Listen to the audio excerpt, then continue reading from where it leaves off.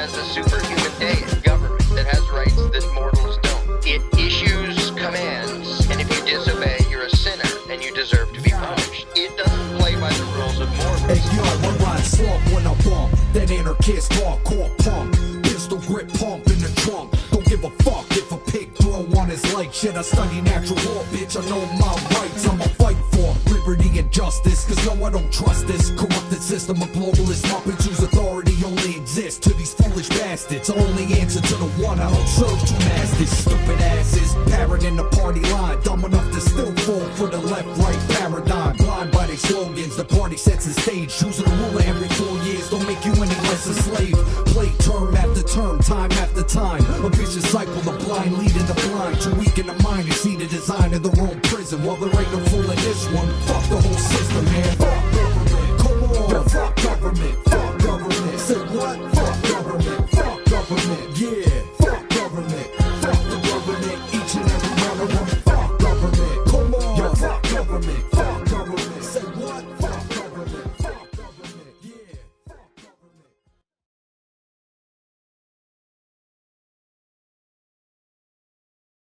Days passed, months passed, a year passed, and the plantation continued to operate as before. Sometimes Mr. Jones was in charge, sometimes Mr. Johnson was in charge, but the day-to-day routine stayed exactly the same.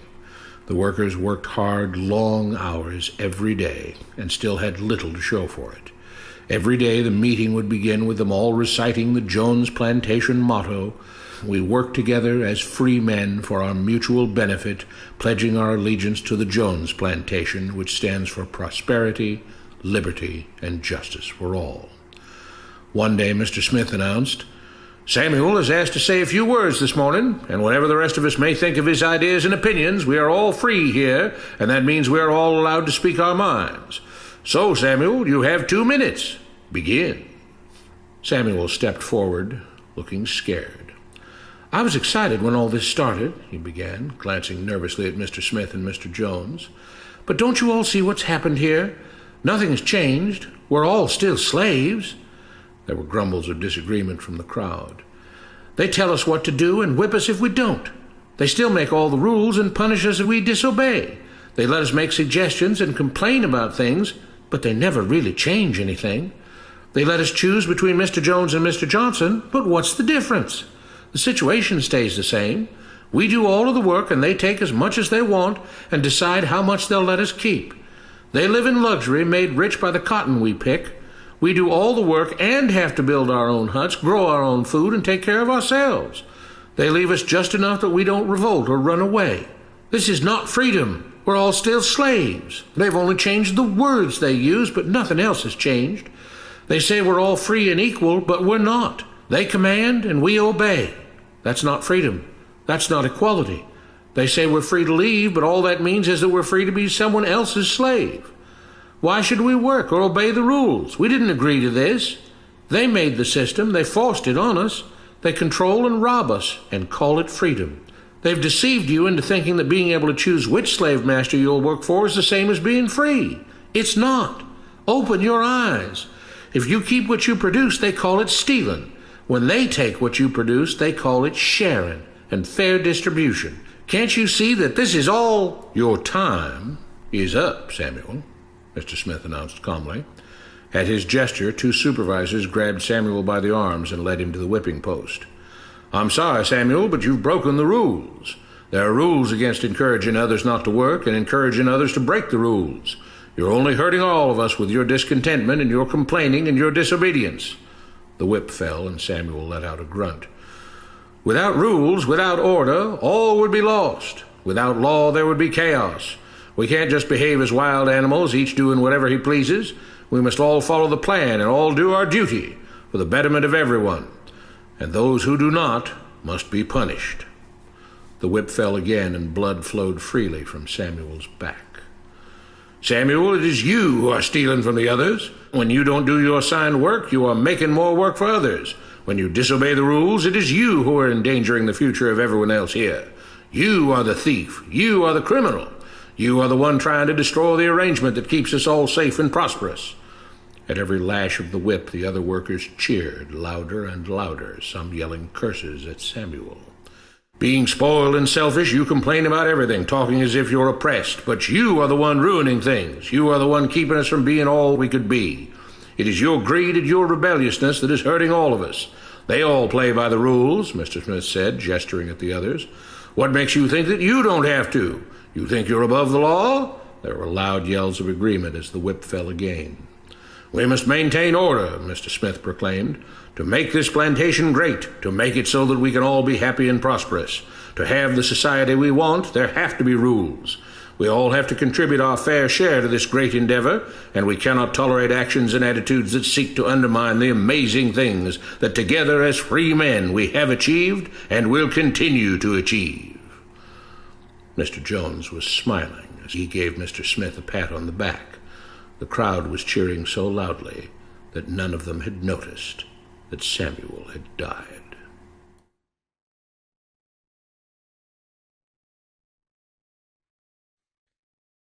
You know, there's a few pieces of work out there that just make the case so completely, blatantly clear about what is real and what is fake and what is a lie and what is a superstition and what is truth. And I think Larkin might be responsible for more of those works than just about anybody else that I have met. Welcome to the show, Larkin and Amanda Rose. Good to have you guys. Thanks so much for having us. Welcome. There's several works, right? Most Dangerous Superstition, Jones Plantation, The Tiny Dot, When Should You Shoot a Cop? And I'm sure chat is going to pop off with a whole long list of things that I've forgotten, but you have created some extremely powerful, clarifying works. And I just want to thank you for the work that you do, first of all. So it's amazing. Well, thank you. It feels weird to say, but it's honest that I feel like my job and my duty in this world is to state the bleeding obvious in a way that any idiot can understand it. And it kind of feels odd that that's something that needs doing, but it seems to need doing pretty often. So it's like you said, it's like it feels weird for it to be like, people say is liberty like your passion. And it's like, well, not nearly the only thing we're about, because if the attacks on liberty weren't a problem in the world, there's so many other things we would all be doing, and us too, especially. We're musicians first, for example, and we would do a lot more of that. And so it feels weird to say that right now, or so much of our life, the focus, at least for him especially, but especially for me now, has been, okay, undo this crappy problem, which is this belief, because it is like saying, my job is just to convince the world 2 + 2 does equal 4. Yeah. And it doesn't feel like that should be what our focus is about, but it has to be. And the reason it's such a challenge is because massive amounts of time and effort and money have gone into making people not recognize that 2 + 2 is still 4. And so it's all the stuff I do is basically to tell people, yeah, 2 + 2 is still 4, despite what you heard all your life and what you still hear on the news. And painting beautiful pictures that tell the story very clearly. The Tiny Dot is a great example of just sort of like showing such an obvious reality of the numbers disparity between the people and the rulers. Or, like the Jones Plantation, fantastic work. The Most Dangerous Superstition, describing it as a superstition, couching it in sort of the semi-religious terms, really fits so well that it just makes it an easy discussion to have. A lot of people are getting taken down right now. So I think Free Thought Project just got taken down. Josh Sigerson lost his YouTube channel, I believe. Dollar Vigilante looks like it's about to get taken down. So for the time being, I guess let me just have a quick aside on this channel. We've had a long list of videos demonetized and taken and outright deleted by YouTube recently. We have, I think, about 56,000 subs on the YouTube channel right now. And I was thinking, man, it would just really be nice. It would just really be nice to just delete this channel, sort of give Google the finger and then go publish to the channels that, we don't have to watch what we say and what we talk about. But then, I was talking to my producer and he's like, that probably not a smart move necessarily because, there's 56,000 connections that you've built there, an audience that you've built. Right. And so like, I just want to tell people what we're about to do so they don't think something else happened. I'm going to sort of sanitize the YouTube channel. I'm going to go and delete the questionable videos, and we're going to just start posting commercials to this channel that forward people over to the free platform so they can start seeing all the content there. We're going to sanitize it, number one, because Google is coming for us. And I don't want to lose the connection with the audience that we have here since, for whatever reason, we can't necessarily get people to stop watching on YouTube and go watch on the other platforms as much. So until people are ready to do that, we're going to try and maintain the presence on YouTube. This seems like, the best of both worlds solution. We're going to make it harder for them to take it down. And we're also going to start using this platform to forward people to the free platforms for the actual content. So this may be one of the last full-length videos you see on YouTube that isn't just sort of a teaser to go watch something elsewhere. And if you have any better ideas than that, let us know in the comments and we'll definitely check those out. I just want to let people know what we were about to do here. Okay. With that said, you have a big announcement for a project that I think you're trying to get funding for, and the funding window is almost complete. Can you tell us about what you're doing? We have 10 days left in the first 30 days of our Indiegogo campaign. It's a flexible thing, so if we don't make it in time, the world doesn't come to an end. It's not like Kickstarter where if you don't get all the way to the goal, everything falls apart and explodes. But our goal is to raise our dream amount is 125 grand to make a real, not me with the camcorder, a real full-length feature film directed by somebody who knows how to actually direct those things, and who has the connections to people to actually do it right and make an actual full-length feature film out of the Jones Plantation, which you just saw a clip of. And as I've been saying all over the place now, I wish it was my idea, but it wasn't.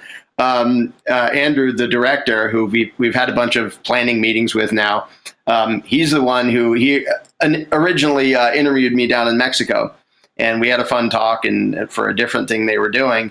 And then he actually was going through my stuff and contacted me and said, this should sort of be a movie. And I was like, yeah, it sort of should. Why didn't I ever think of that? And to me, the beauty of it is that there is no reason for it to scare anybody away. Political left, right, or in the middle, or people who don't think about that. Like the fictional story presents the ideas in such a way that it's not preachy, it's not in your face, because it's just telling a story and basically showing the nature of power-happy sociopaths in a completely believable way and a more thorough way than I've ever seen any movie do it.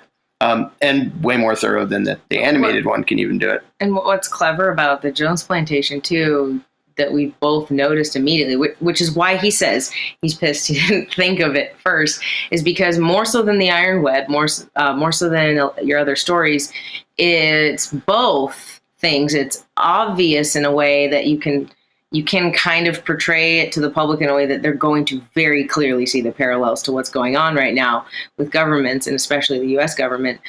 But it isn't a punch in the face on its entry, where like the Iron Web is, self-ownership and, against all government, kind of obviously in a way that wouldn't be palatable to the general public. Whereas Jones Plantation is 100% that sort of Trojan horse, the same way that Candles in the Dark is just asking people questions without entering into it anything you believe, and they arrive at their own cognitive dissonance through the questions you ask.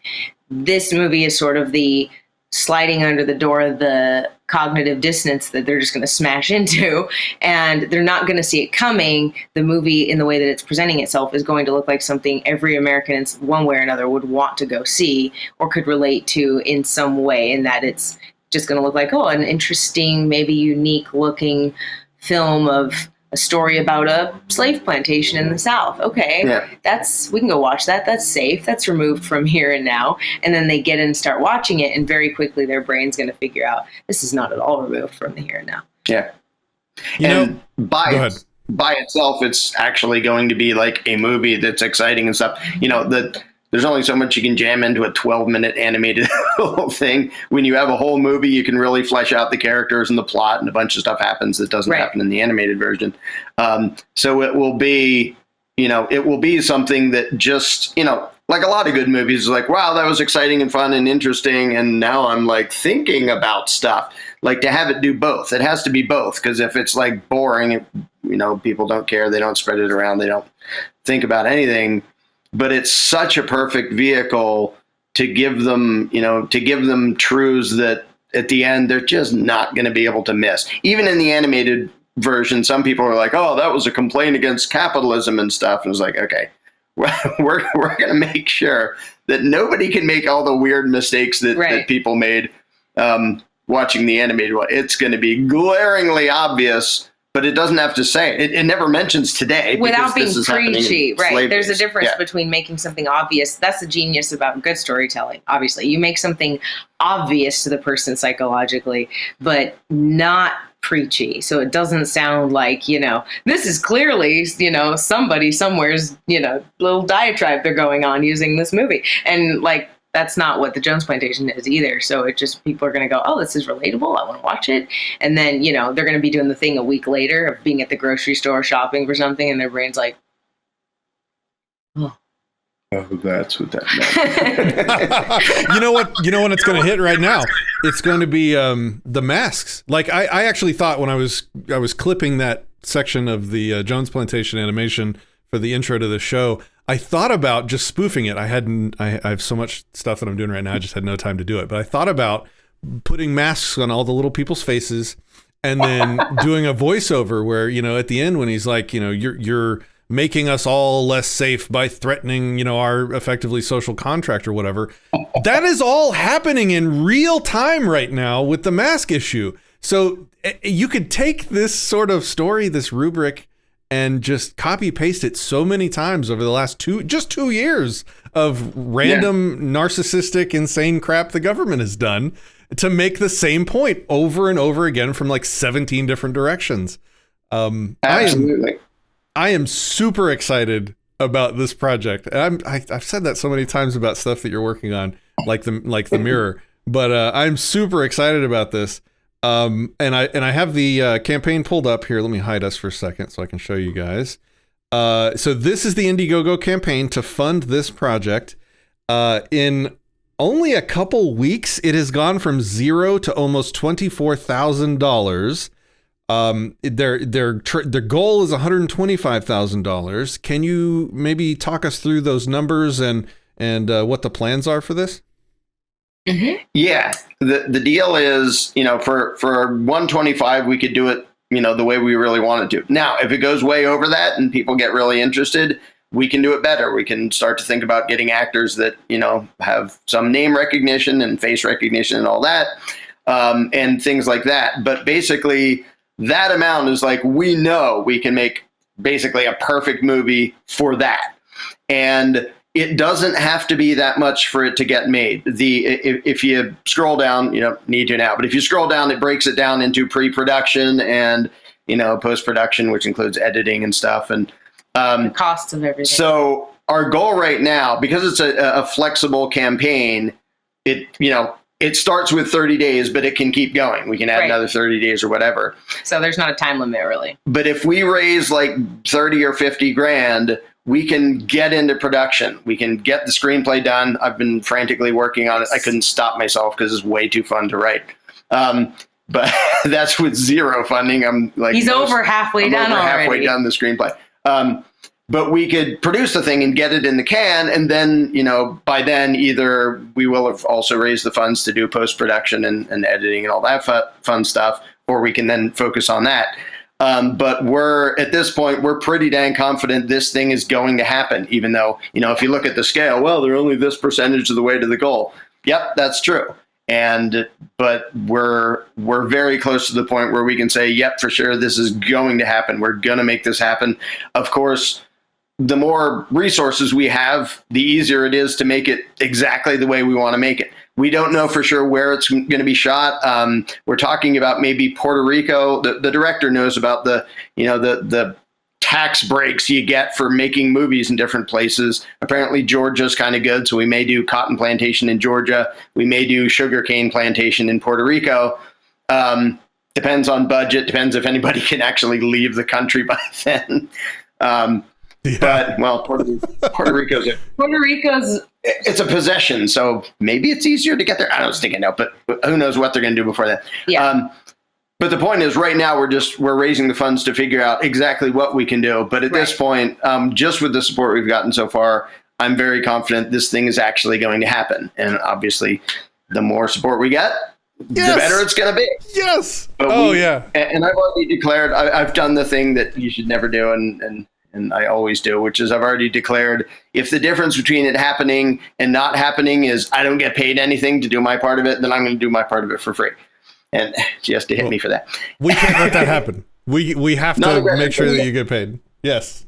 We're not, yeah. Well, and the thing is 125. The reason partly that's numbers, like that's enough to, as Andrew, our director friend, who's really doing all the movie side of this stuff, as he would say, it's like that's enough to do it well, and still actually profit on it and make something, but do it well. And that's, most people know that 125K is nothing for a movie budget and for a full feature length film that we are trying to make Hollywood quality. So it's sort of like Andrew came to us in February and he was like, hey, I have all these connections. I'm in film and I'm a director, and I have access to one of the things that most people don't know about is just getting access to a camera that makes a film look like a Hollywood film. So like if you get access to a red, then you have access to that. And, he's like, well, I have, access to this crew and this person. I have access to somebody that, has a red, for this amount of money. And I've got $40,000 drone. And a $40,000 drone. And I have access to this and I know this. And then you guys have your connections in the community. So it's like, we know people like, he was just in Thrive, too, the second documentary done by Foster Gamble. And we know the Gambles, and Kimberly and Foster have a lot of influence in the Liberty community and network. In the network, and we can talk to them and say, hey, here's the project we're doing. So they have their reach. And so we just know that this is going to happen one way or another because the money and the support is there in the community. We just have to get enough people together on this. And then, we have the other things we're dreaming about. Then there's the next level dream, and it may not happen, but it's like, what if, we got Woody Harrelson by some weird stroke of luck, and he's declared himself to be an anarchist. And what if he got a whiff of this project through some connections through the grapevine? Or, what if Wesley Snipes could play Mr. Smith, who's going to be, black guy? Oh, by the way, yeah. Spoiler, as you may not have heard, Mr. Smith in the movie is going to be a black guy, a former slave, complete sociopath, former slave who learned well from his owner before his owner ceased to be.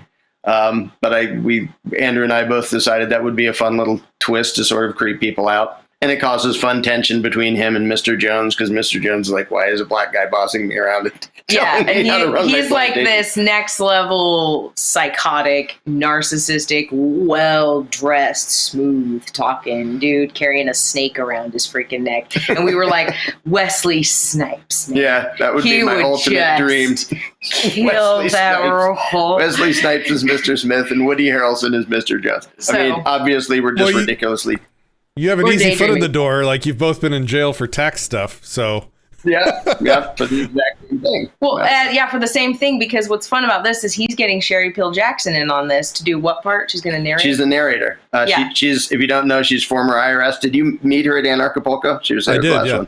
I did. So her and Wesley Snipes and Larkin are the three in U.S. history who have been put in federal prison for the misdemeanor willful failure to file, which was illegal by the federal government. As far as I know, we're the only three who ever did federal time for misdemeanors. It may not, I haven't all the way checked, but... So part of it is obviously the poeticness of having Woody and Snipes and Larkin and Sherry all involved. But also he'd just be awesome.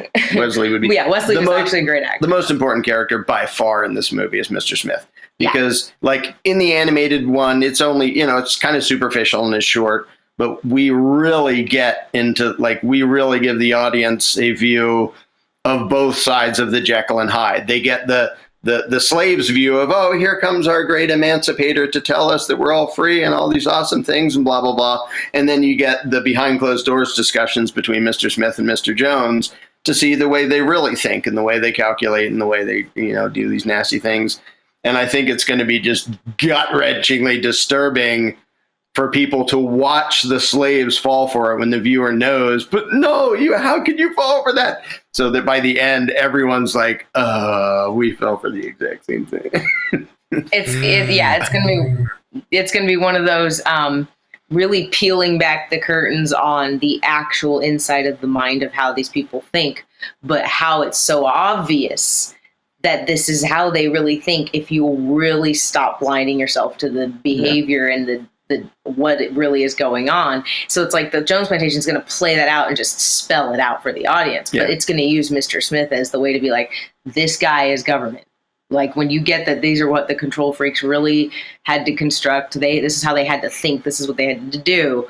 And then you look at how the world looks and how government does things, and then it literally people are just going to go, oh, whoa, because it's going to hit them in. Sovereign Dirt said, I hope they include a section including the henpecked man as the state becomes a provider. No, there's something else. Hold on, let me find it. Livewire said, I hope you add a part where the slaves elect one of their own, only to have him corrupted by the plantation owners. That's hysterical. Yes. Literally today, I added to the script, a slave decides to run as third party. He doesn't call it third party in the movie. But yes, literally, it's I thought we got. He added that today to the script. That was today. That was like, I bet we can wedge that in. So, way to be telepathic, Livewire. Remco says Mr. Smith's first name has to be Sam, so that someone can refer to him as Uncle Sam. What's funny is if any of you have any other questions, go ahead and get them in chat. Maybe start your question with the word question so that I don't miss them as they go by, and then I'll come back and we'll have a question round here at the end. My question is, I'm dying to know how. So at the end, how are you going to connect this story of because these people, the normies, have this void that you talk about in your Candles in the Dark seminar. Where they're going to watch this story and they are not going to see the connection at all unless, I guess, you hold their hand in some way. So I'm curious, how you plan to sort of connect at the end the story to real life and the government and that whole thing. Take it, Larkin. A lot of it is in the script writing of the whole thing to walk them through it. But yeah, at the end, and talking to Andrew, we both immediately said, Samuel has to die. Samuel has to die. We're not going to, and a happy ending, and they all believed in freedom and blah, blah, blah. But I also said, but we want something positive and happy. It has to be just devastatingly, traumatic and kind of depressing that Samuel dies to the cheers of his fellow slaves. He has to frickin' die. And we both were like, that can't change. That changes. It has to be that strong to wake people up. But, and I'm trying to decide how much to say of this, there is a happy light. It is a devastating and happy ending at the same time.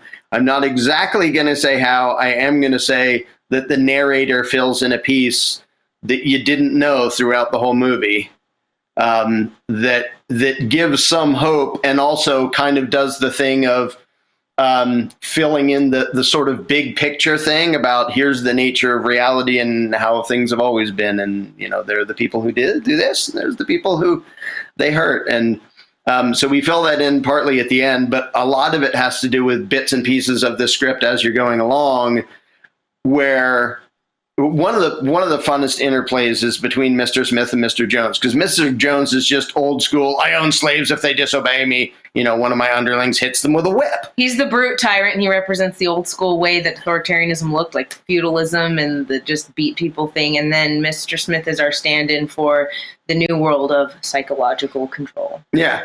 And so Mr. Jones is he's kind of oblivious as Mr. Smith says, we're going to do this and we're going to do that. And Mr. Jones is like, what's even going on? So the brute tyrant learns along the way, oh, that's how you do it, so you actually get away with it. And so meanwhile, the audience is noticing that too. And that gives a lot of opportunity to show people examples that they can't miss the parallels of Mr. Smith explaining, the way you would do it is this, and here's the problem with it. And you're going to have uprisings and you're going to have disobedience. We're going to do it like this. And I like to, in the script, I like to always keep Mr. Jones like a step or two behind. He never quite knows, he's totally outwitted by Mr. Smith. Mr. Smith is the master of everything there because nobody else can really keep up with him. He's an evil psycho, but he's also really damn smart. And to watch Mr. Jones try to keep up with him, I decided that very early on, Mr. Smith talks to Mr. Jones for 10 minutes, and then there's a friggin' riot going on out in the yard. And Mr. Jones just, basically, grabs, or Mr. Smith grabbed Mr. Jones and basically says, whatever I do, you don't contradict me. This is sort of in the animated one. And then he goes out and starts giving a speech saying, you're all free. I just bought this plantation and you're all free. And Mr. Jones is like, what? And Mr. Jones does the thing of he turns around and immediately goes into venomous screaming in his face mode of, quietly screaming.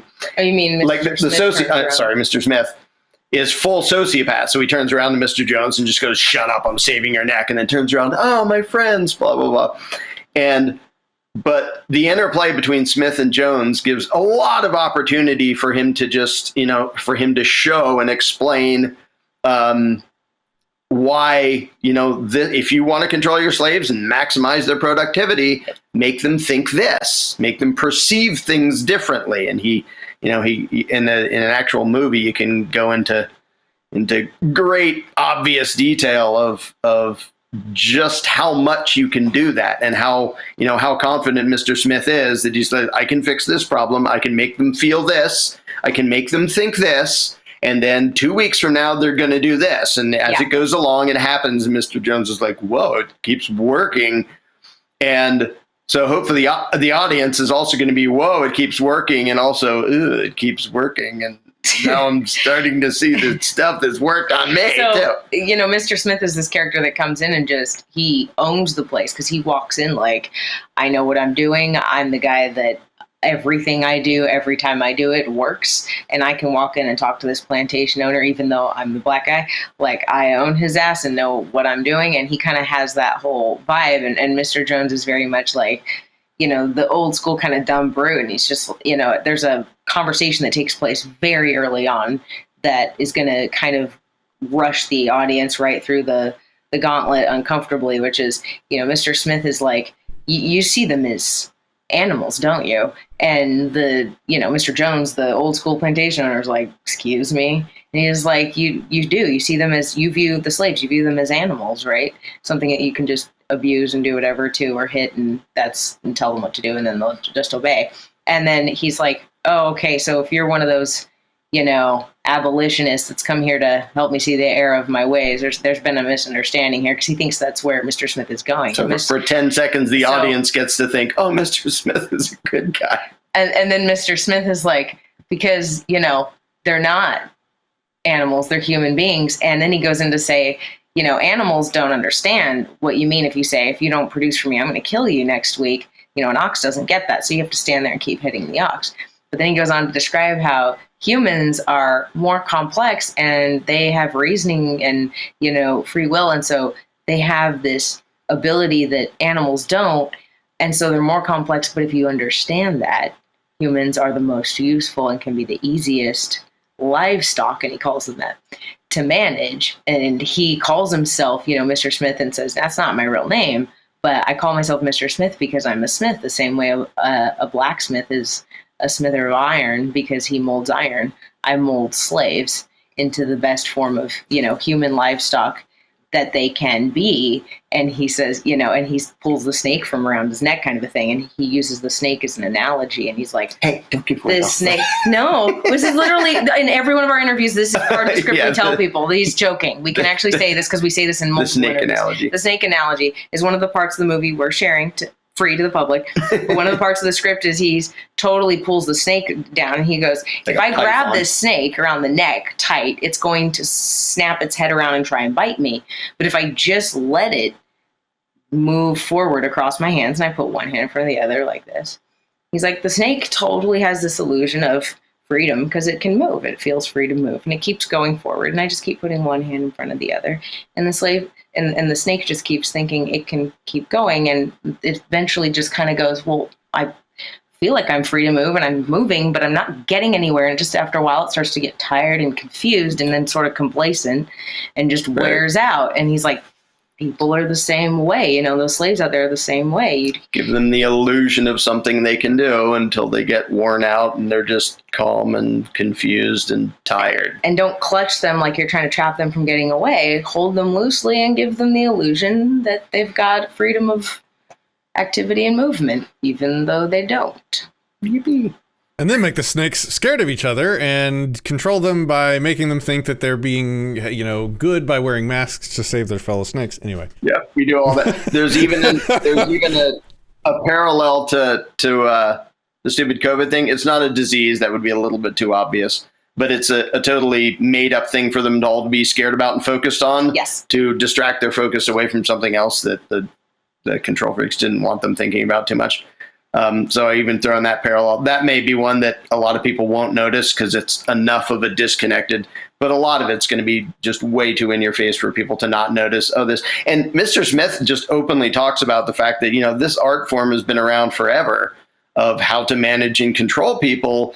And the fact that most people don't know about it and don't use it. Most slave owners treat their slaves like animals and then wonder why they have mediocre results. But he just openly talks about the fact that, there have been people studying this for centuries, and there totally have. So he gets to say that, and it's going to be kind of hard for anyone watching it to not go, oh, and they're probably still doing that. For people that are going to wonder, what's the explanation for Mr. Smith? What's the explanation for how he knows that this is a long known art form and that this has been going on forever? That we're not giving away. Yeah, and you do find out later. Backstory, I'm not giving away. Folks in the comments says, shit, don't tell us the whole story. Oh, wait, we're literally living it. Yeah, no. You're really living it anyway. So are you going for a full, I don't know, hour and a half movie, 45 minutes, 3 hours? What do you... Hour and a half, full-length feature film. Which oddly is surprisingly short a script because I'm used to writing novels, which are 8 times as long as a movie. On the bright side, there will be no filler in this movie. It's not I have to fill up the runtime. It's we have to pack it down to make it concentrated goodness and keep it to somewhere around 90. It doesn't have to be exactly 90, but yeah, it's going to be a full-length feature film. And there's so much more you can get into than just in a dumb little animated thing. But there is enough plot and stuff going on that it's actually an exciting movie too. There's other, violence and Can you tell us about the director guy you've partnered with? I don't know anything about him. Yeah, Andrew Treglia. He runs Treglia, Treglia. Yeah, I think I'm pronouncing that right. I've seen it in print. I don't think I've ever heard him because most people don't walk around saying their last name. But he was doing a thing down in Anarchapulco that what was it? Had democracy in the name, and it was funny because he started doing an interview with me, and the first thing was he said, "Well, we can agree that at least democracy is better than having kings, right?" I was like, "No, it's worse." And he was like, "What?" And it's funny because now he admits, yeah, it's worse. And didn't know it at the time. But he's been involved in a bunch of stuff. You can actually see his resume on the Indiegogo's campaign. It has little thing about him. Has a list of a bunch of the things he's been involved in, and he's really cool. I don't think he was an anarchist very long ago, but we've talked a bunch, and he interviewed a bunch of people down at Anarchapulco, the last one, and was learning things and thinking about things along the way. And we've had we've had a bunch of several hour meetings with him now going over the plans and the visions of this. Oh, and incidentally, this is ours. Ours and Andrew's, we're it. No movie Right. companies getting their tentacles That's into important this. to note. Because there is no situation and no amount of dollars that would convince me to hand over the script to some actual movie production company.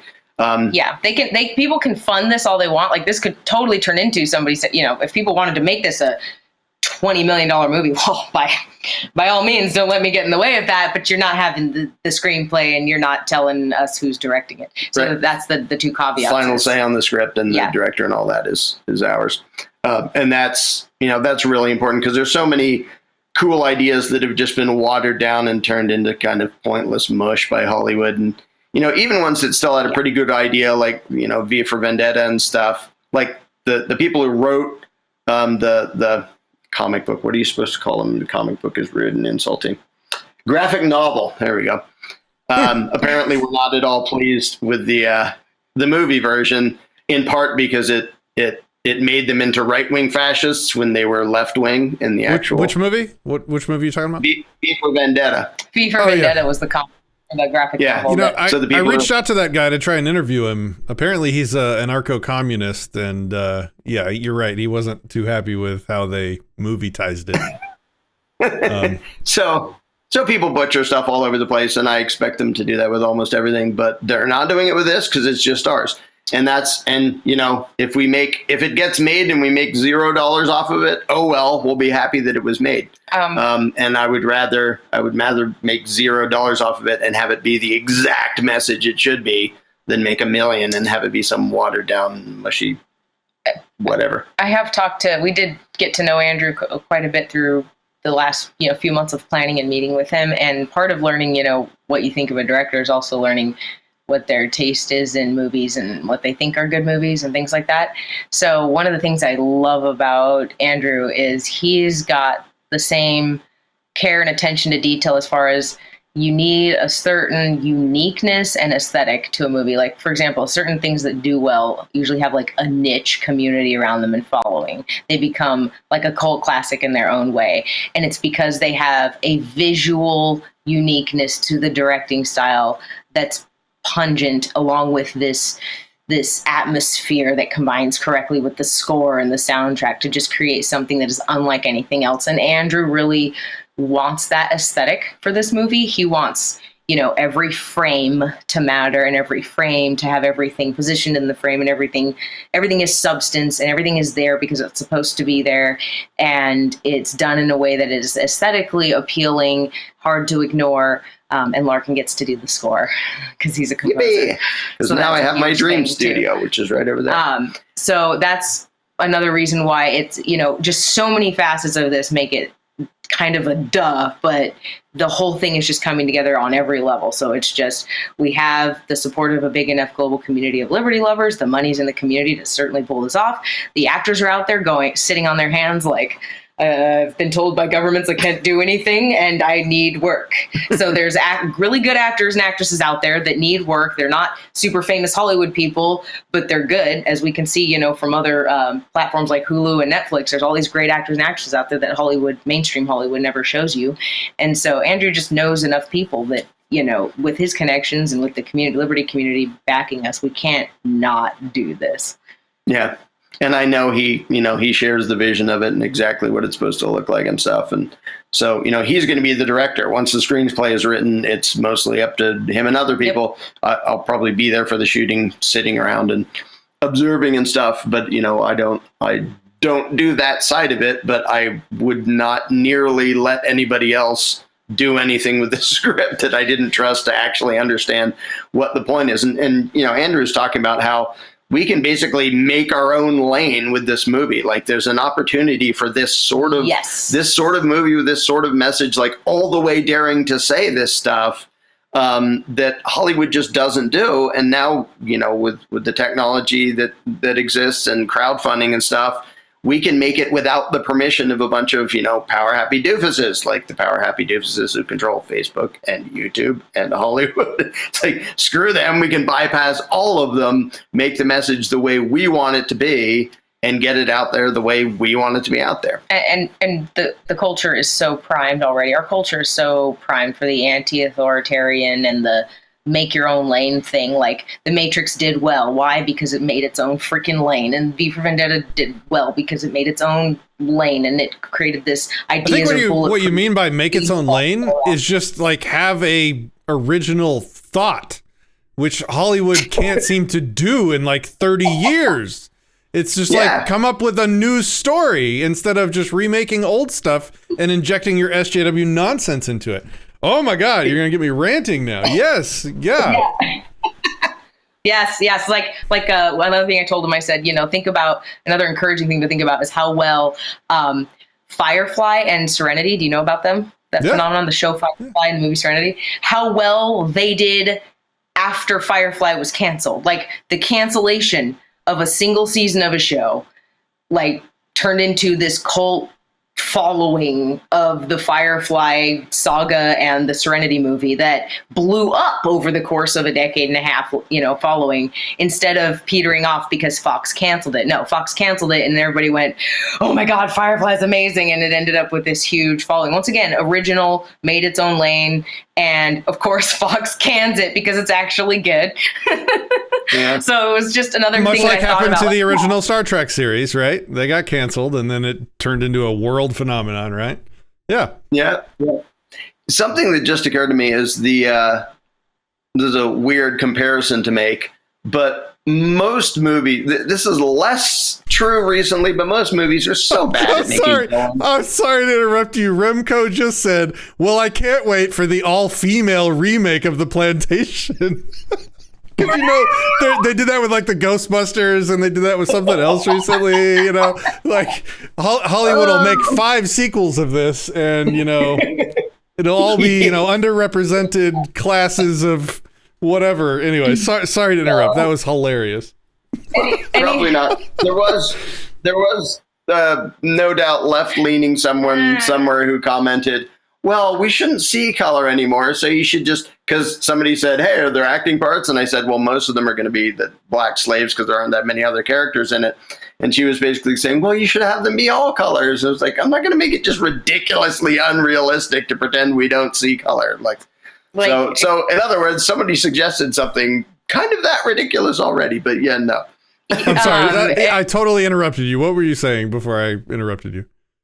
Oh, I know. The thing about most movies are so bad at making believable bad guys. Now, in recent years, they've tried harder and made more convincing bad guys where you actually get where they're coming from and the way they function.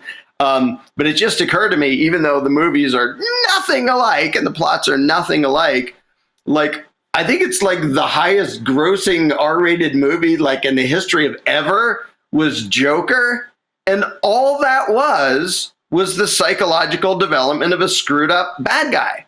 And it was so compelling and so believable and so convincing that just showing, here's why this guy is screwed up, actually resonated with a ton of people. And in all the movies where there's like nasty king or nasty politician or even corruption, even when they show, oh, they're secretly doing nasty things, they don't really show all the way the mindset and the methodology and the mind control. And this is going to in a way that I've never seen anything else do it. I don't think anything else ever has done it.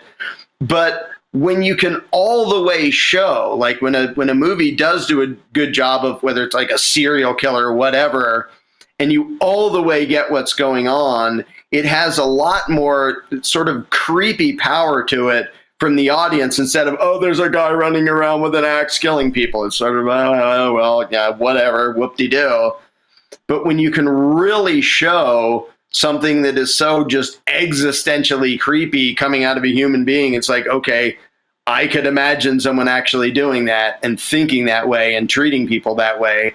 And to really show the designs they use and the methods they use to creep people out, I think people are going to love the character of Mr. Jones and realize he totally needs to frickin' die. We might have to make a sequel just to kill Mr. Jones because he's so friggin' evil. Yeah. But that opportunity to be able to show the true nature of how nasty people really function, not guy running around with an axe and not, comic book villain cackling maniacally, but how they really do what they do, the historical tyrants, I think that character by itself is going to be the most powerful thing in the whole thing, and informing people and getting them to see, wow, that would work. There can be people like that. That's what they would do. It would work, and it would work on me. And that's the main thing I want the viewer to notice is, holy crap, if I was one of those slaves, I would have fallen for it too. I would have been the one cheering for Samuel as he was being killed. And that's going to be the thing that we lead people up to, which is going to be really uncomfortable, because it is like that Trojan horse, except most movies, the goal is to leave the person in the audience at least feeling some form of payoff and good. And our goal is to be like, you think this is going to be such a great movie and you're super into it and you are even enjoying it the whole time. And then by the end of it, you're like, I'm the bad guy. But we do throw in a happy ending. But basically, the viewer's going to go, there was a happy ending in spite of what I would have done if I was there. Not, I would have been there to save the day, as I would have been there and screwed things up. But luckily, there's a light at the end of the tunnel. Also, this, I hear people thinking out there, like, that are watching this, you know, well, how is this different from something like Game of Thrones or House of Cards? Because those two things both, you know, show the mindset of authority from behind the scenes and show how ugly it is. And even go into the philosophy using the evil people a little bit and all that. And it's like, well, Game of Thrones does the thing of giving first world Americans an out by making that like, well, yeah, but that's extra messed up because, you know, it's those people with the royalty and the incest, and we don't do kings and queens. You know, our constitutional republic is modern and better than all that. So like the Game of Thrones thing, yes, it takes the glamorization that Disney put into royalty out, and that's great. It doesn't really tie it right into the American system. The other thing is House of Cards and other shows like that are actually great at showing how people within this messed up world system, how they think. But notice that often those shows focus on these corrupt individuals and this thing they're really doing, but it never really makes it actually totally clear that this system comes from this mindset. Right. And this mindset created this system on purpose. And that never gets really spelled out in a way that people go, oh, I get it. Like the actual thing I live, you know, under, or I've been thinking is there as my savior or helper this whole time, is made up of literally this mindset, and it can't be good. It never has been. And the main difference is it doesn't show, like those things will show like one example of corruption or some sneaky thing he did. It doesn't show the whole comprehensive agenda and the entire approach of the entire structure coming from this same mentality. So this really does make it.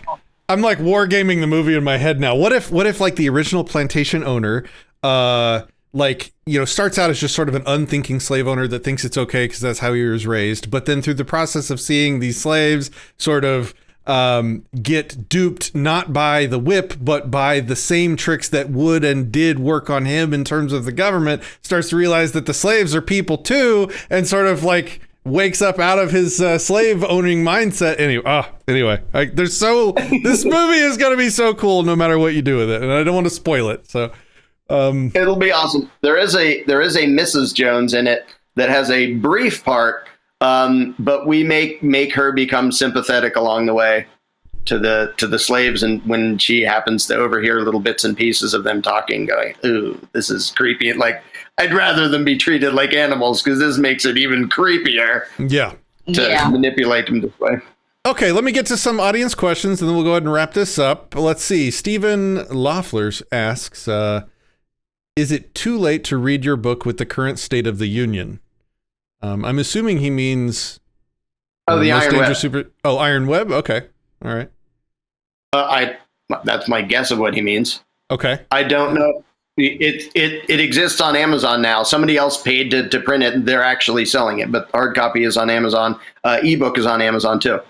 I'm guessing that's what he means because he means the Most Dangerous Superstition, because that's your most talked about book. Maybe does he mean like I think he means the speech at the end of Iron Web, but I don't really know. We don't know what you mean, Stephen. Type more words if you want us to know what you mean. All right.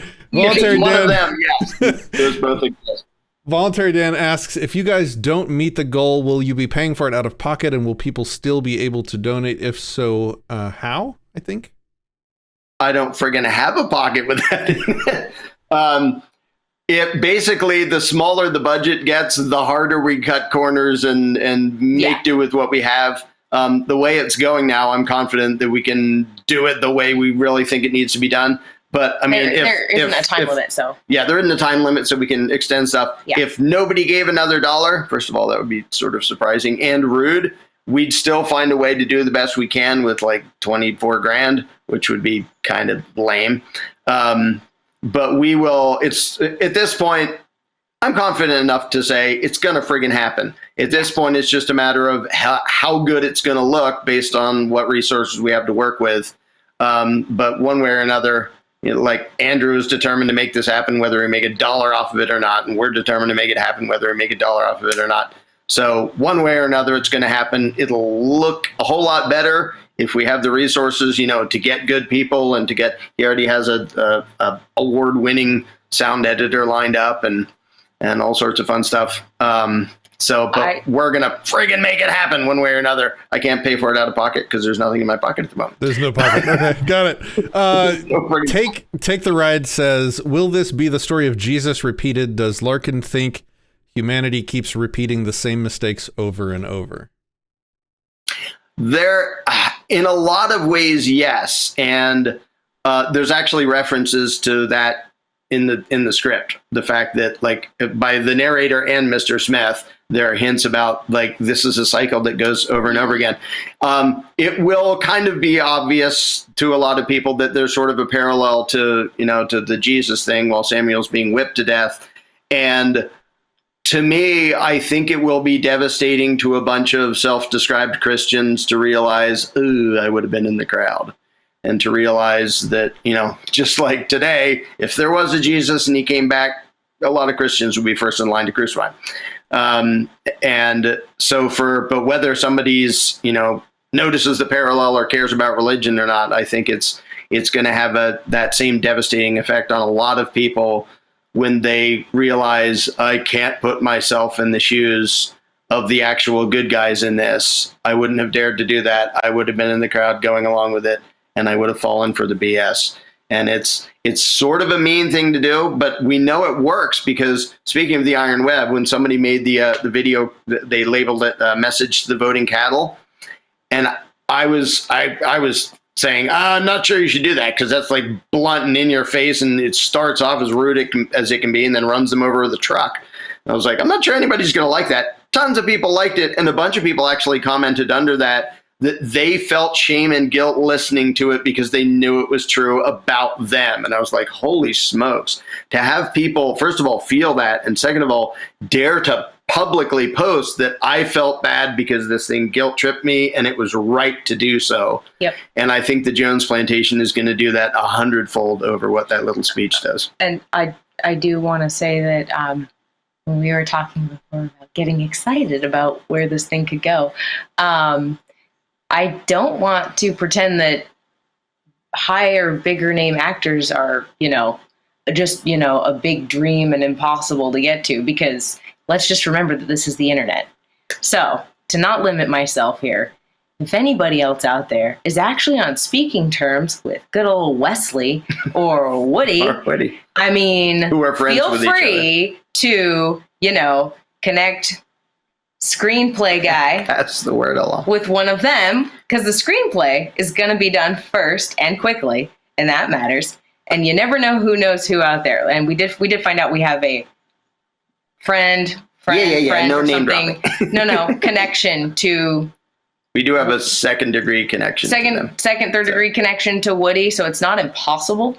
Right. But it's one of those things that I don't want to shut off the universe of possibility. If it's possible, bring it, universe. Bring and it's why we're actors to this frantically working to finish the script, because an actor is going to want to see an actual script. Right. The screenplay matters first. And that's well underway. All right. Voluntary Dan asks, will Mr. Jones have a family? He has a wife. I don't think they have any children. The wife plays a little bit of a part in it. Mr. Johnson, his cousin, we never. Oh, he's a cousin. I guess he counts as family. Worth We never meet mentioning, his family.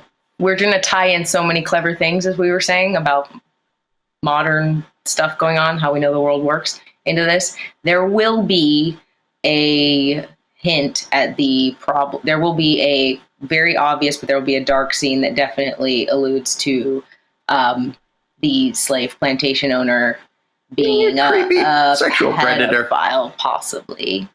So it will be definitely even tying in that. I don't know element what that there. relates to in real life. I don't know. Nah, not at all. Will there be pizza on the tables? No. What time period will it be set in? I'm thinking about 1850, and the reason Okay. I want to do that is because I may actually make an indirect reference to Karl Marx without mentioning his name. Okay. All right. Jesse says, will this movie be a rated R horror film?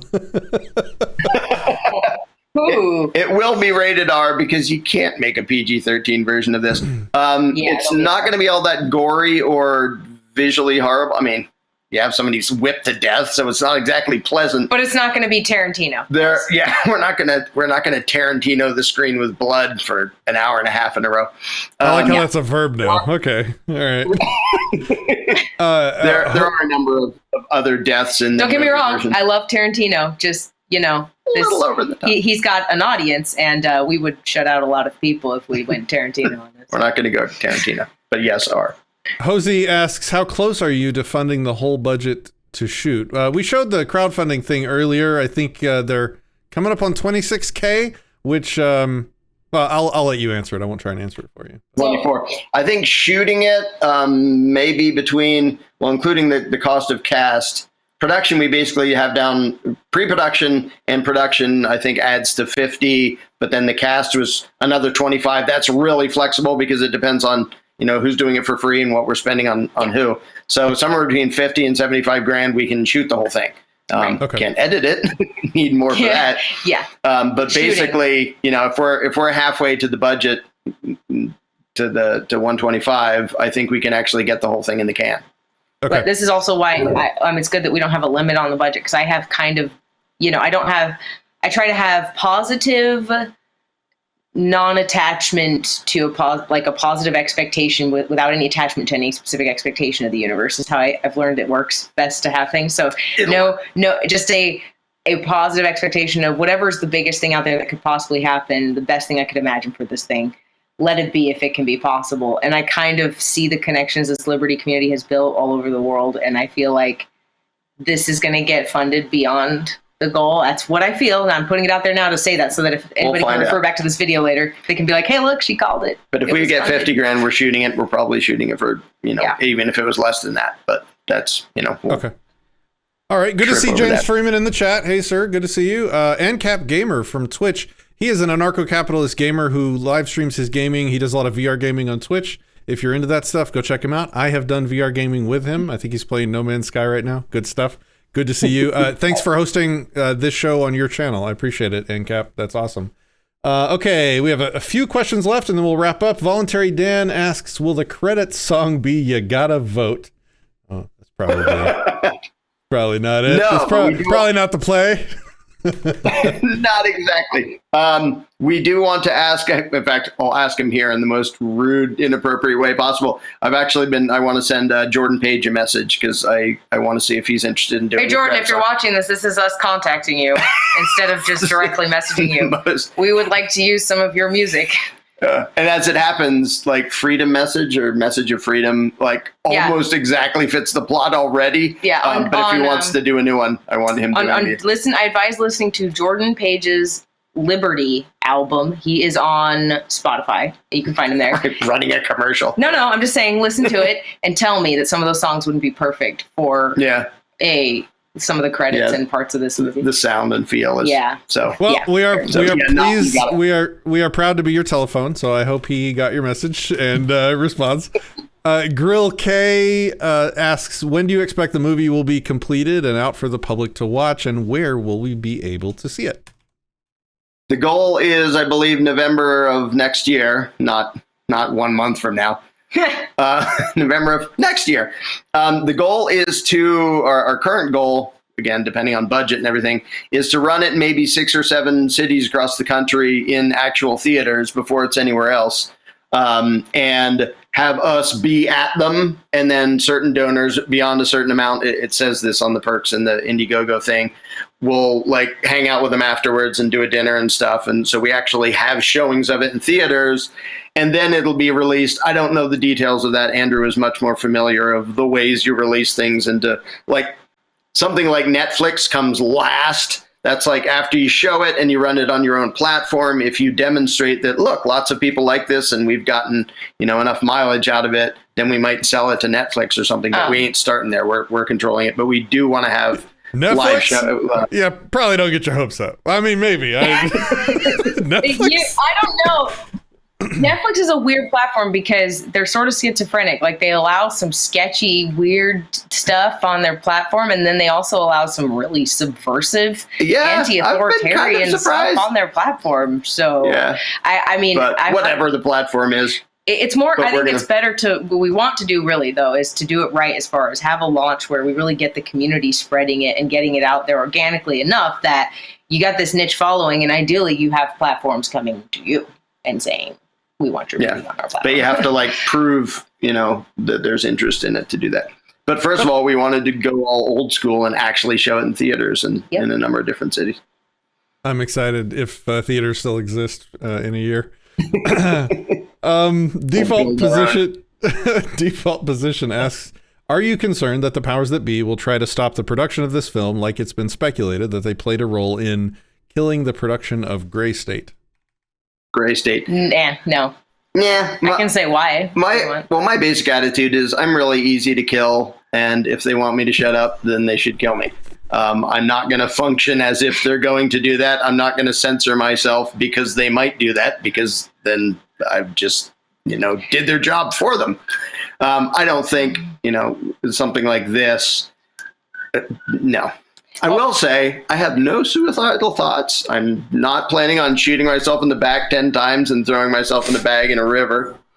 For the record. I am also not planning on showing up randomly with a bullet in me anywhere. So if anybody locates my body with a bullet in it somewhere, I didn't put that probably there. You didn't Just do it? saying. Okay. All right. But I will say that there is a big difference between making a film and being loud about the fact that you're making a film that is calling out without showing it in an artistic fictional sense, but just directly calling out all, government, and then spelling out, voluntarism for people, which is what Gray State was doing. There's a difference between doing that and being on the cusp of and way too open about the fact that you're about to get a multi-million-dollar budget, and you're being loud about the fact that you're about to get hit with millions of dollars to make this thing that's just going to literally be like an open fist to the state.